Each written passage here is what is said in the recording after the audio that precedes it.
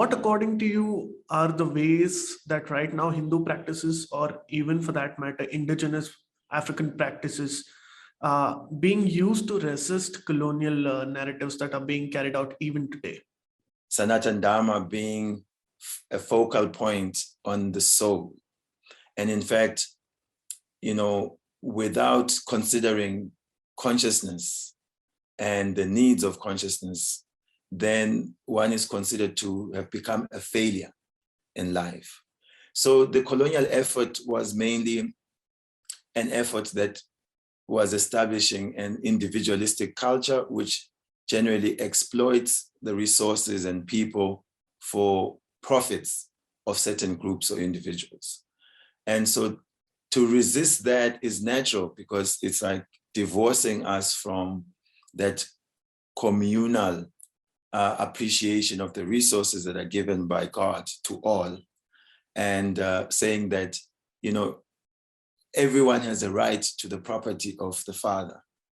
And I would say now, looking into African philosophy, there's what is known as ubuntu, which is a philosophy that encapsulates that you are because of others. In Zulu, umuntu ngumuntu ngabantu. You're a person because of other people.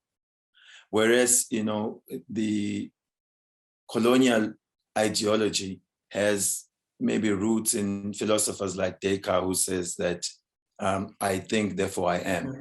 So in that way, saying others who may not be thinking in these ways of subjugating others and taking over their resources may not be civilized enough, and therefore have to be subverted and used to push on a materialistic agenda.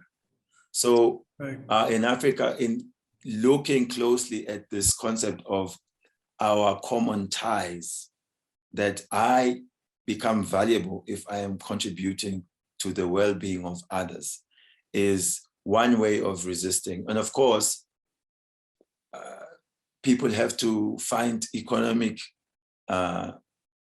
solutions to resist, because when you don't have the type of capital needed to create structures that go against the current structures, it's very difficult. It ends up being just ideology and discussion. So I would say, looking at Ubuntu and not looking at the commercialized version that has become, trending now. There are softwares named after it, companies named after it, but looking at it as a core spiritual value that we are meant to all take part in what God has given to all of us. And we are responsible to the well-being of others, not just individuals.